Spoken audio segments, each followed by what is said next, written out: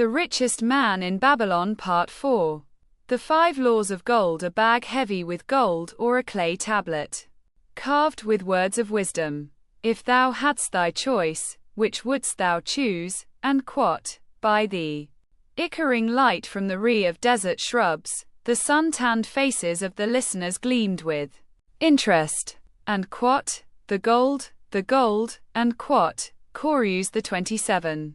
Old Calabab smiled knowingly. And quot, hark, and quot, he resumed, raising his hand. And quot, hear the wild dogs out there in the night. They howl and wail because they are lean with hunger. Yet feed them, and what do they? Fight and strut. Then GHT and strut some more, giving no thought to the morrow that will surely come. And quot, just so it is with the sons of men. Give them a choice of gold and wisdom. What do? Ignore the wisdom and waste the gold. On the morrow they wail because they have no more gold. And quot, gold is reserved for those who know its laws and abide by them. And quot, Calabab drew his white robe close about his lean legs, for a cool night wind was blowing. And quot, because thou hast served me faithfully upon our long journey, because thou cared well for my camels, because thou toiled uncomplainingly across the hot sands of the desert, because thou fought bravely the robbers that sought to despoil my merchandise, I will tell thee this night the tale of the laws of gold, such a tale as thou never hast heard before. And quot, hark ye, with deep attention to the words I speak, for if you grasp their meaning and heed them, in the days that come thou shalt have much gold. And quot, he paused impressively. Above in a canopy of blue, the stars shone brightly in the crystal clear skies of Babylonia. Behind the group loomed their faded tents tightly staked against possible desert storms. Beside the tents were neatly stacked bales of merchandise covered with skins. Nearby the camel herd sprawled in the sand, some chewing their cuds contentedly, others snoring in hoarse discord. And quot, thou hast told us many good tales, Calabab. And quot, spoke up the chief packer. And quot, we look to thy wisdom to guide us upon the morrow when our service with thee shall be at an end. And quot, I have but told thee of my adventures in strange and distant lands. But this night I shall tell thee of the wisdom of Arkad, the wise rich man. And quot, much have we heard of him. And quot, acknowledged the chief packer. And quot, for he was the richest man that ever lived in Babylon. And quot, the richest man he was, and that because he was wise in the ways of gold, even as no man had ever been before him.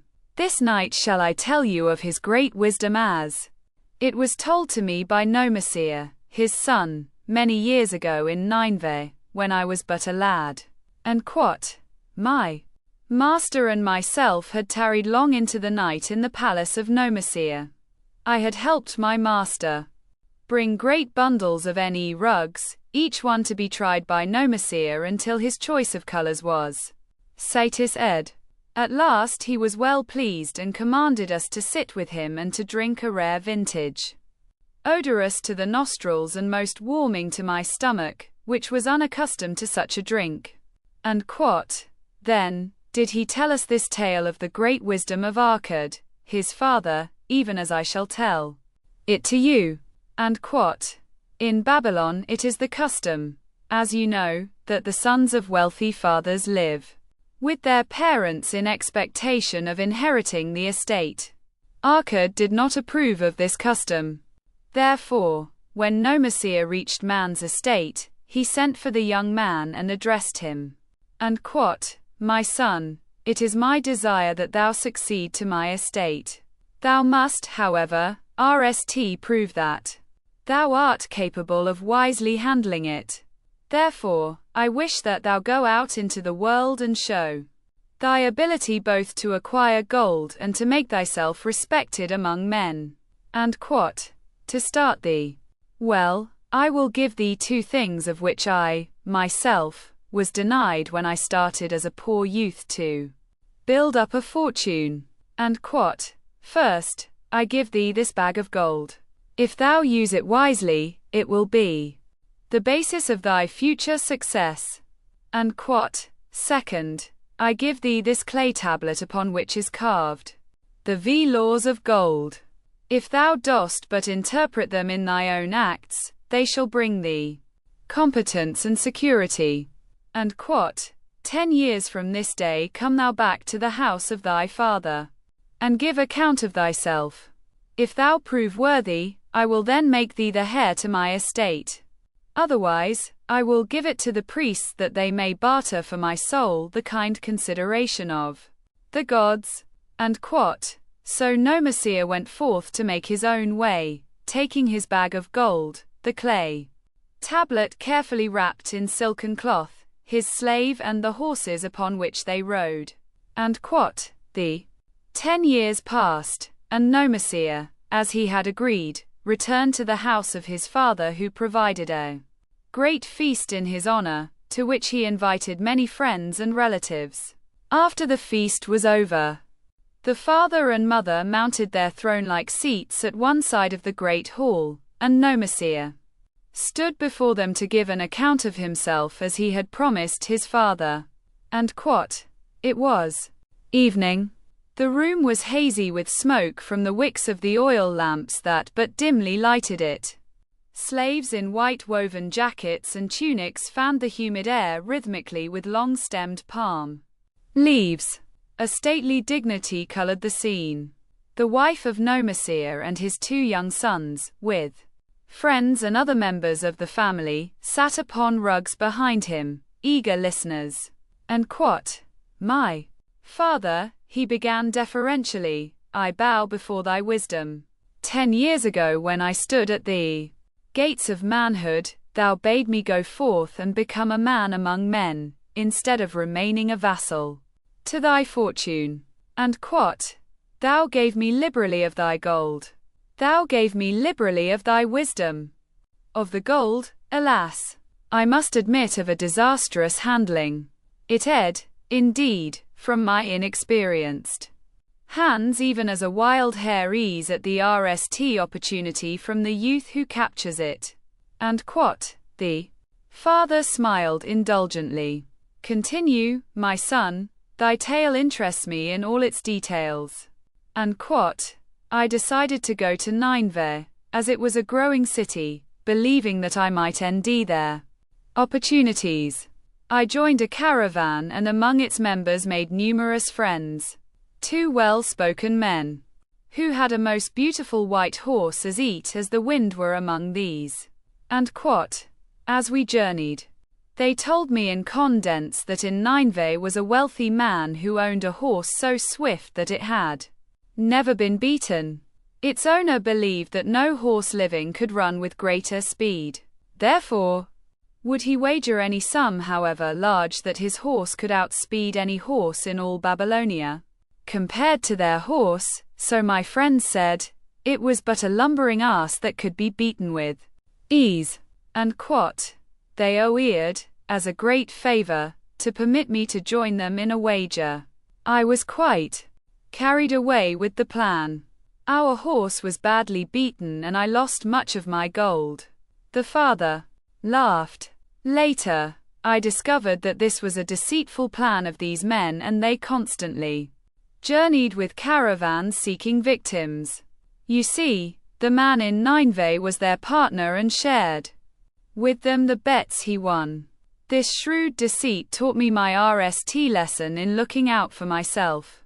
And quot, I was soon to learn another, equally bitter. In the caravan was another young man with whom I became quite friendly. He was the son of wealthy parents and, like myself, journeying to Nineveh to end a suitable location. Not long after our arrival, he told me that a merchant had died and his shop with its rich merchandise and patronage could be secured at a paltry price, saying that we would be equal partners tut rst. He must return to Babylon to secure his gold. He prevailed upon me to purchase the stock with my gold, agreeing that his would be used later to carry on our venture.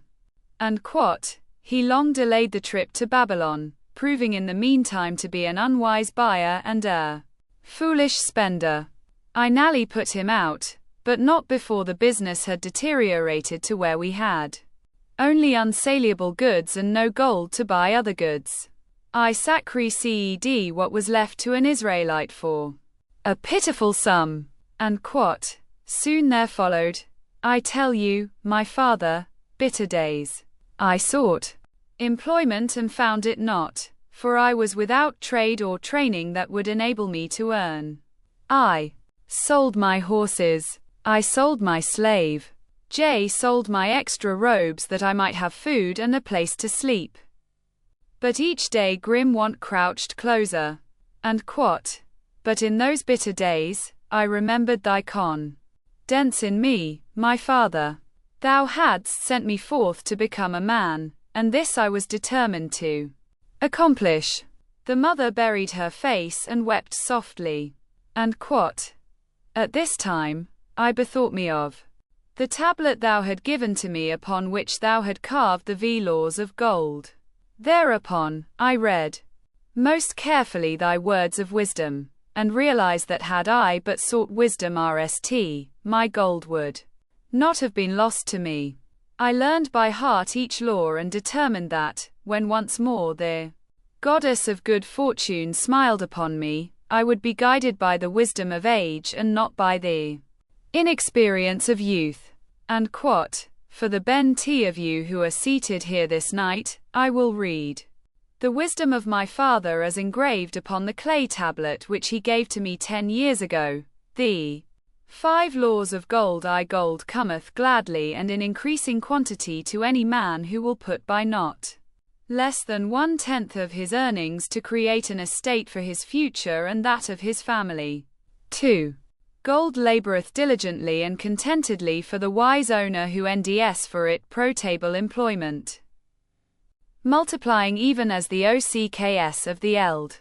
3. Gold clingeth to the protection of the cautious owner, who invests it under the advice of men wise in its handling. IV. Gold slippeth away from the man who invests it in businesses or purposes with which he is not familiar or which are not approved by those skilled in its keep. Versus gold is the man who would force it to impossible earnings or who followeth the alluring advice of tricksters and schemers or who trusts it to his own inexperience and romantic desires in investment. And these are the laws of gold as written by my father. I do proclaim them as of greater value than gold itself, as I will show by the continuance of my tale. And he again faced his father. I have told thee of the depth of poverty and despair to which my inexperience brought me. And however, there is no chain of disasters that will not come to an end. Mine came when I secured employment managing a crew of slaves working upon the new outer wall of the city. And proting from my knowledge of the RST law of gold, I saved a copper from my RST earnings, adding to it at every opportunity until I had a piece of silver. It was a slow procedure, for one must live. I did spend grudgingly, I admit, because I was determined to earn before the 10 years were over as much gold as you, my father, had given to me.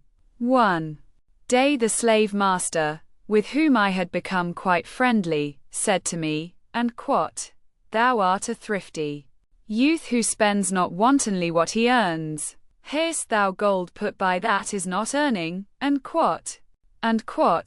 yes, I replied, it is my greatest desire to accumulate gold to replace that which my father gave to me and which I have lost. And 'tis a worthy ambition, I will grant, and do. You know that the gold which you have saved can work for you and earn much more gold. And alas, my experience has been bitter, for my father's gold has ed from me, and I am in much fear lest my own do the same. And quot, if thou hast confidence in me, I will give thee a lesson in the pro-table handling of gold, and quot, he replied. And quot, within a year the outer wall will be complete and ready for the great gates of bronze that will be built at each entrance to protect the city from the king's enemies. In all Nineveh there is not enough metal to make these gates, and the king has not thought to provide it. Here is my plan.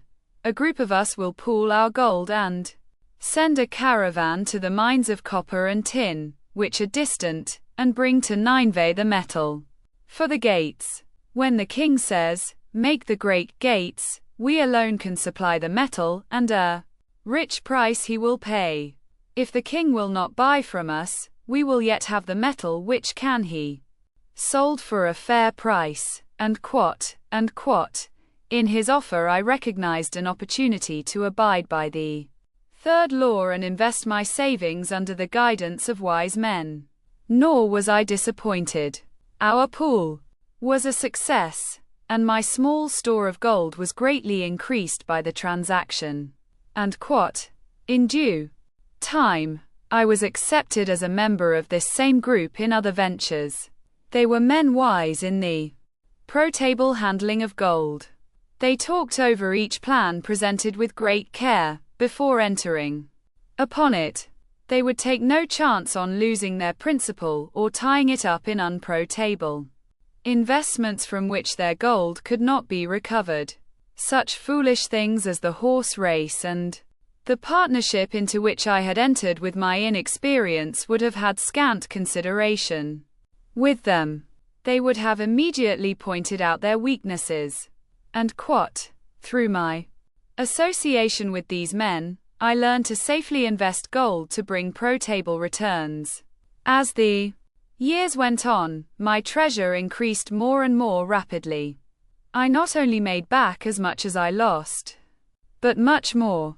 And quot, through my misfortunes, my trials and my success, I have tested time and again the wisdom of the 5 laws of gold, my father, and have proven them true in every test. 2. Him who is without knowledge of the laws, gold comes not often, and goeth away quickly. But 2.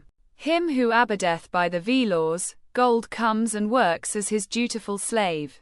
And quot, no Messiah ceased speaking and motioned to a slave in the back of the room. The slave brought forward, one at a time, 3 heavy leather bags. One of these no Messiah took and placed upon the floor before his father, addressing him again, and quot, thou didst give to me a bag of gold, Babylon gold. Behold, in its place, I do return to thee a bag of Nineveh gold of equal weight. An equal exchange, as all will agree. And quot, thou didst give to me a clay tablet inscribed with wisdom. Behold, in its stead, I do return 2 bags of gold. So saying, he took from the slave the other 2 bags and, likewise, placed them upon the oar before his father. And quot, this I do to prove to thee, my father, of how much greater value I consider thy wisdom than thy gold. Yet, who can measure in bags of gold the value of wisdom? Without wisdom, gold is quickly lost by those who have it, but with wisdom, gold can be secured by those who have it not, as these 3 bags of gold do prove. And quot, it does, indeed, give to me the deepest satisfaction, my father, to stand before thee and say that, because of thy wisdom, I have been able to become rich and respected before men. And quot, the father placed his hand fondly upon the head of no Messiah. Thou hast learned well thy lessons, and I am, indeed, fortunate to have a son to whom I may entrust my wealth. And quot, Calabab ceased his tale and looked critically at his listeners. And quot, what means this to thee, this tale of no Messiah? And quot, he continued. And quot, Who amongst thee can go to thy father or to the father of thy wife and give in account of wise handling of his earnings? And quot, what would these venerable men think were you to say, I have travelled much and learned much and laboured much and earned much, yet alas, of gold I have little. Some I spent wisely, some I spent foolishly, and much I lost in unwise ways. And quot, dost still think it but an inconsistency of fate that some men have much gold and others have naught? Then you err. And quot, men have much gold when they know the laws of gold and abide thereby. And quot, because I learned these laws in my youth and abided by them, I have become a wealthy merchant. Not by some strange magic did I accumulate my wealth. And quot, wealth that comes quickly goeth the same way. And quot, wealth that stayeth to give enjoyment and satisfaction to its owner comes gradually, because it is a child born of knowledge and persistent purpose. And quot, 2. Earn wealth is but a slight burden upon the thoughtful man. Bearing the burden consistently from year to year accomplishes the null purpose. And quot, the 5 laws of gold owe to thee a rich reward for their observance. And quot, each of these laws is rich with meaning unless thou overlook this. In the briefness of my tale, I will now repeat them. I do know them each by heart because in my youth, I could see their value and would not be content until I knew them word for word. The first law of gold: gold cometh gladly and in increasing quantity to any man who will put by not less than 1/10 of his earnings to create an estate for his future and that of his family. And quot, any man who will put by 1/10 of his earnings consistently and invest it wisely will surely create a valuable estate that will provide an income for him in the future and further guarantee safety for his family in case the gods call him to the world of darkness. This law also saith that gold cometh gladly to such a man. I can truly certify this in my own life. The more gold I accumulate, the more readily it comes to me and in increased quantities. The gold which I save earns more, even as yours will, and its earnings earn more, and this is the working out of the first law. And quot, the second law of gold: gold laboureth diligently and contentedly for the wise owner who finds for it profitable employment, multiplying even as the flocks of the field. And quot, gold, indeed, is a willing worker. It is ever eager to multiply when opportunity presents itself. To every man who hath a store of gold set by, opportunity comes for its most profitable use. As the years pass, it multiplies itself in surprising fashion. And quot, the third law of gold: gold clingeth to the protection of the cautious owner who invests it under the advice of men wise in its handling. And quot, gold, indeed, clingeth to the cautious owner, even as it seeks the careless owner. The man who seeks the advice of men wise in handling gold soon learneth not to jeopardize his treasure, but to preserve in safety and to enjoy in contentment its consistent increase. And quot, the fourth law of gold: gold slippeth away from the man who invests it in businesses or purposes with which he is not familiar or which are not approved by those skilled in its keep. And quot, to the man who hath gold, yet is not skilled in its handling, many uses for it appear most profitable. Too often these are fraught with danger of loss, and if properly analyzed by wise men, show small possibility of profit. Therefore, the inexperienced owner of gold who trusts to his own judgment and invests it in business or purposes with which he is not familiar, too often nds his judgment imperfect, and pays with his treasure for his inexperience. Wise, indeed, is he who investeth his treasures under the advice of men skilled in the ways of gold. And quot, the fifth law of gold: gold flees the man who would force it to impossible earnings, or who followeth the alluring advice of tricksters and schemers, or who trusts it to his own inexperience and romantic desires in investment. And quot, fanciful propositions that thrill like adventure tales always come to the new owner of gold. These appear to endow his treasure with magic powers that will enable it to make impossible earnings. Yet heed ye the wise men, for verily they know the risks that lurk behind every plan to make great wealth suddenly. And quot, forget not the rich men of Nineveh, who would take no chance of losing their principal or tying it up in unprofitable investments. And quot, this ends my tale of the 5 laws of gold. In telling it to thee, I have told the secrets of my own success.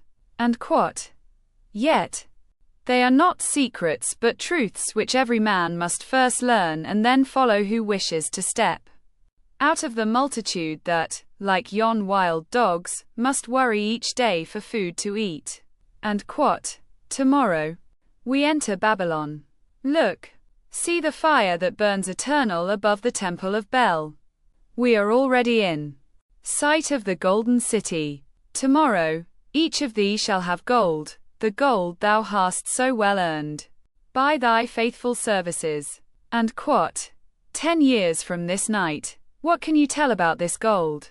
And quot, if there be men among you, who, like Nomasir, will use a portion of their gold to start for themselves an estate and be thenceforth wisely guided by the wisdom of Arkad, 10 years from now, 'tis a safe wager, like the son of Arkad, they will be rich and respected among men.